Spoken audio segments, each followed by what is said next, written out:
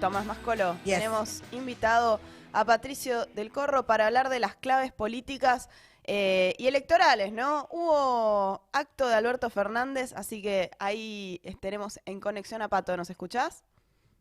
Hola Luz, hola Tom, muy buenos días, ¿cómo andan? Buen Bien, ¿y día, vos? Pato. Bien, acá veo que me peiné a los escopetazos, como se dice, así que Están apareciendo un esos día tres está rulos. difícil Están llegar a fin de apareciendo año. esos tres rulos de pandemia que ya. Usted es muy despectivo con esos tres rublos, estamos muy orgullosos de aún tenerlos, así que vamos a dejar el tema acá. Bueno, pero hablemos de la reaparición de Alberto Fernández y un giro discursivo, es tu pregunta. Sí, sí, un giro discursivo, ¿no? Bueno, saben, ayer el Frente de Todos realizó un acto en la cancha de Deportivo Morón.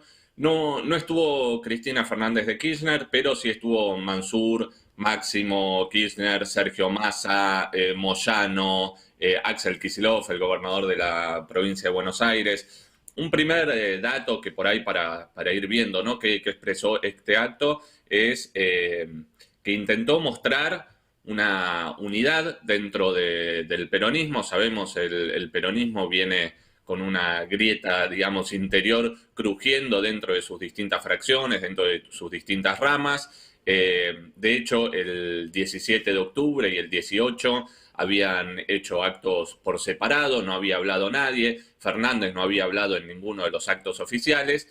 Entonces, creo que una primer mensaje que intentó dar el gobierno con este acto es un mensaje de unidad, y después que el único orador fue Alberto Fernández. Sabemos que la figura presidencial está muy devaluada, que no tiene sostén en ninguna de las fracciones fuertes del peronismo, que está atravesando una fuerte crisis. Ponerlo como que es el único orador también me parece que fue uno de los mensajes. Estos dos aspectos, y no sé cómo lo vieron ustedes, me parece que hablan de lo que quiso poner o solucionar el peronismo en estos problemas, el de la división y el de la debilidad del gobierno de Alberto Fernández. Y sin embargo, bueno, un poco lo que quieren poner en escena muestra cuáles siguen siendo las debilidades, ¿no? Por lo menos estructurales, que tiene el gobierno. Bueno, y un paréntesis, ¿no? Hay que terminar una onda, el acto de Fernández, la hablada de Fernández como único orador, y poner jijiji, ¿no? E intentar darle una mística a un acto que estaba completamente devaluado. No, mismo también todo el acting que hizo durante el acto, interrumpiéndolo, preocupándose por las personas y demás, también dejó mucho que decir. A mí me impactó también tenerlo atrás a Mansur y a Massa bien pegados a él, bueno, entre otros personajes como Guado de Pedro, bueno, Kirchner. Máximo Kirchner, estaban todos mostrando la unidad con un discurso contra, muchas comillas, el FMI, pero no habló de toda la teca que ya estuvo poniendo. Sí, ahí, Pato, yo lo que pensaba era alrededor de Néstor Kirchner les viene bien, porque era justo el momento donde también Alberto Fernández estaba, ¿no? Con el kirchnerismo antes de que se vaya y que digamos, rompa de alguna manera con Cristina. Y me hizo acordar ayer, lo entrevistaron a Nicolás del Caño y le preguntaban justo en ese momento, estaba transcurriendo el acto, y le decían, bueno, ¿vos qué te acordás cuando falleció Néstor Kirchner? Y le contestó, bueno, una semana antes habían asesinado a Mariano Ferreira, y un poco la imagen de hoy de los trabajadores de la TAM despedidos también te muestra ese contraste, ¿no? Entre el acto, el discurso y la realidad. Sí, totalmente. Y ahí hay varios puntos para tomar, y por ahí tomemos los ejes mismos, ¿no? Que eligió Alberto Fernández y el peronismo para el discurso de este acto, y que viene siendo el discurso público también, ¿no? De cierre de campaña, por decirlo de alguna manera. Tomó, bueno, el problema, obviamente, de apuntar contra el FMI. Ahí hay un giro discursivo. Bueno, charlaban un poco ayer, Blue, vos tomabas algunas cosas que podemos retomar. Después tomó a los medios de comunicación, ¿no? Y a los formadores de precios o a la inflación como los adversarios, digamos, o como sus enemigos con quienes confrontar. En cualquiera de los tres casos que veamos, vamos a ver que tiene mucho más de retórica, de discurso, y por eso también tienen la necesidad de volver a una épica de un kirchnerismo pasado, porque en la actualidad no tiene ninguna épica para reivindicar el gobierno, y tanto con el tema del FMI como de los medios de comunicación, como de los formadores de precios, bueno, el gobierno más bien no viene tomando ninguna medida para enfrentar esos sectores de poder claramente, sino que más bien, bueno, es un giro discursivo. De hecho, si querés, Lu, empecemos por el tema del FMI y Tom, por ejemplo, este giro, ¿no? De empezar a confrontar con el FMI, después de que Guzmán hubiera dicho y Fernández también, que Cristalina era una persona que iba a entender mucho más, que se estaba avanzando todo, que se iba a presentar un proyecto. Bueno, entre crisis dentro del FMI y crisis en el gobierno que no termina de elucubrar cuál es el plan, me parece que el cambio discursivo con el FMI es mucho más impuesto que una política real de salir a confrontar con este organismo. Eso no sé cómo lo vieron ustedes. Sí, es una buena pregunta, ¿no? Si es un giro propio o un giro impuesto por el fondo. Yo más bien tiendo a pensar que viene más por el lado del fondo y es más por el lado de lo que está pasando desde la política exterior de Estados Unidos, ¿no? Y bueno, están las declaraciones de quien será embajador de Estados Unidos en el país, ¿no? Mark Stanley, que dijo que Argentina es un micro turístico, pero que no le funcionan las ruedas, medio que es obvio, ¿no? Estados Unidos, a pesar de que Biden es el Perón norteamericano y toda esa fafafa que quisieron vender con la asunción de Biden como un presidente progre, muestra que la política imperial de Estados Unidos y del FMI es intentar hacer arrodillar a Argentina en este acuerdo y decir, bueno, van a pagar y el plan de ajuste lo tienen que presentar ustedes. Y además, este giro discursivo va en contra de cómo se venía actuando, porque Argentina viene pagando y cumpliendo con las obligaciones que tenía con el FMI este año, incluso de forma cash. Corregime, claro. Luz, si no es así. Sí, bueno, por ahí algunos datos que fuimos reflejando en la Izquierda Diario a partir del observatorio, ¿no? de presupuesto de Congreso, de la Oficina de Presupuesto de Congreso, de que Argentina ya pagó más de 10.000 millones de dólares a organismos internacionales, casi la mitad de ello al Fondo Monetario, o sea, se le viene pagando a término incluso. Esto que decía Cristina, que los DEG, los derechos especiales de giro que repartió el fondo, se usaron para pagar también la deuda. Y a mí me impactó mucho esta frase que decíamos con Tom, de primero se crece, después se paga, ¿no? Porque además se paga era como grande, o sea, como un montón de trabajadores, de gente que estaba ahí, militantes, ¿no? Que estaban ahí en el estadio y que les estén diciendo se paga, a mí me impactó, no sé vos cómo lo viste. Sí, totalmente. Además, primero se crece, después se paga. ¿Qué significa, digamos? Después tiró por la borda otras de las promesas electorales que podemos ir recopilando, digamos, pero Fernández había prometido que se iba a investigar la deuda. Sí. ¿Qué pasó con eso? Se olvidó, o sea, primero se crece, después se paga, convalidando, como ya lo venimos diciendo, una deuda que es completamente ilegítima, ilegal. Hay ahí como una contraposición, ¿no?, de discurso, porque Guzmán incluso en el Centro Cultural Kirchner, en la entrevista que hizo con la gente de Revista Crisis, volvió a la idea de que el fondo le había pagado o le había dado ese préstamo a Macri para hacer su campaña electoral. Entonces, ¿cómo es? ¿Era una campaña electoral de Macri que pagó el FMI o se va a pagar? Y se va a pagar, bueno, con ya el ajuste que vimos este año, porque esos dólares que fueron para pagar al fondo, más allá si fue la plata extra que dio el fondo por la pandemia, y eso podría haberse utilizado de otra manera y se le pagó al FMI, o directamente los pagos cash. Pero no fue el único punto, el del FMI, el que agarró Alberto Fernández. También volvió sobre algunas otras promesas electorales y acá sí les quería traer un recorte, si les parece lo vemos. Dale.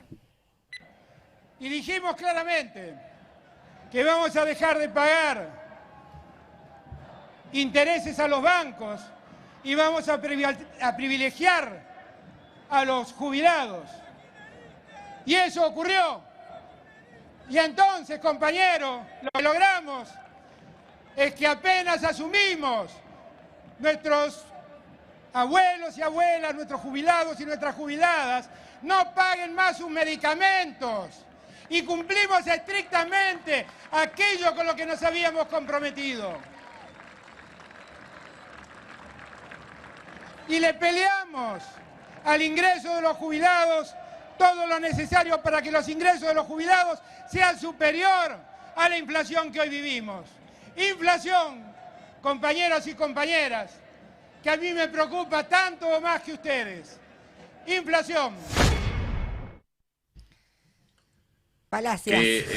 En un minuto son muchas cosas, ¿no? No sé por dónde quieren que empecemos. Por donde vos quieras, Pato. No, en primer lugar, bueno, había una campaña, Fernández toma la promesa de los medicamentos, que obviamente no es sobre todos los medicamentos, es algo que ya han charlado ustedes también en el programa, sino que se olvida una de las partes centrales o la parte central de su promesa de campaña para con las y los jubilados, que era que iban a recuperar inmediatamente después de que él asumiera el 20% que habían perdido con el gobierno de Mauricio Macri. Bueno, inmediatamente y previo a la pandemia, lo que hizo el gobierno fue votar una nueva ley de movilidad que los hizo perder sobre lo que incluso tenían que cobrar en ese momento. Pero no solo eso, digamos, hay una cuestión que es una mentira, digamos, que no pasa ningún chequeo, por decirlo de alguna manera. No quisieron poner la cláusula para que las jubilaciones le ganen a la inflación. Perdieron con la inflación las jubilaciones. Bueno, el gobierno entró en esta vorágine de campaña y de enfrentar con el FMI, como es más relato que hecho. Bueno, simplemente ya hay cuestiones que son una mentira lisa y llana. Los móviles, aparte que realizamos desde acá de Alerta Spoiler, cuando fue la discusión sobre los jubilados, que íbamos a puertas de farmacias y los propios jubilados te decían, los que cobraban la mínima, que tenían que elegir entre terminar el mes con la comida o poder comprarse los medicamentos más genéricos desde ya. Sí, además ahí hay una cuestión de que no dice que les correspondía cobrar más el año pasado con la fórmula anterior. Es que dice, bueno, hicimos un esfuerzo para que empaten la inflación, que no solo es mentira, sino que, como dice Semino, el defensor de la tercera edad, que tengan que dar un bono y que además es insuficiente, pero que tengan que dar un bono es un reconocimiento de que con esa fórmula perdieron. Fórmula a la que se negaron, ¿no?, a incorporar esta cláusula que había propuesto Nicolás del Caño para que no perdieran, por lo menos que no perdieran con la inflación, como una especie de red, digamos, que se negaron. Bueno, ahora vemos también por qué. Era también para bajar el déficit fiscal, para poder intentar llegar a un acuerdo con el FMI, que a pesar de esos esfuerzos que se pagó, digamos, con que los jubilados, jubiladas, entre otros sectores sociales, tuvieran menos para comer, bueno, sin embargo, sigue todo empantanado, como vimos. Pero bueno, no es el único punto. Alberto Fernández habló de la inflación, habría que volver a los números que tantas veces charlamos sobre las paritarias estatales, o lo mencionaban ahí al principio, ¿no? Esta campaña de sí al trabajo. Bueno, sí al trabajo, en paralelo, uno ve como la TAM Argentina se va del país, deja 3.000 familias en la calle y el gobierno manda a la Policía de Seguridad Aeroportuaria a enfrentar a esos trabajadores que cuando reclaman, bueno, me parece que deja un poco claro este punto, ¿no? Que vuelvo al inicio, digamos, para ir cerrando. Un acto que mostró que quiso combatir las debilidades del gobierno, como la división, la falta de un plan económico claro, lo que no tienen nada para, digamos, para darle mística a esta campaña electoral, porque no hay ni siquiera, como lo llamó Goyan, platita en el bolsillo de la gente, ni ninguna medida que cambie significativamente su situación, su vida cotidiana, y sobre todo eso quisieron montar una épica que está hecha básicamente sobre relatos. Por eso hay un punto que es claro empezar a pensar, ¿no? ¿Puede el gobierno con esto tocar a una parte de su base, especialmente de su militancia, buscar darle ánimo? Bueno, está claro que ese es el objetivo. ¿Tiene efectos que trasciendan mucho más de eso? Bueno, como se viene viendo, ¿no? Lo pusieron a Mansur, decían músculo político, hay que darle músculo político al gobierno. se mostró que después de 2 semanas es uno de los ministros más completamente devaluado, porque no viene atado o no viene pegado a medidas concretas o cambios significativos en las políticas, por lo menos económicas. Entonces me parece que está muy limitada esa mística que le puedan dar a la campaña, y lo que es significativo también es que con un discurso de enfrentar al FMI, bueno, hay una pregunta que es: ¿qué van a hacer los movimientos sociales? ¿Qué van a hacer los sindicatos? ¿Qué van a hacer los sectores que incluso están exigiendo que dentro del oficialismo que se investigue la deuda? ¿Se van a convocar movilizaciones? ¿Va a haber debate dentro de las organizaciones de masas de qué se tiene que hacer eso, sean oficialistas u opositoras? Porque si no, el enfrentamiento con el FMI es obvio que no va a pasar de lo discursivo.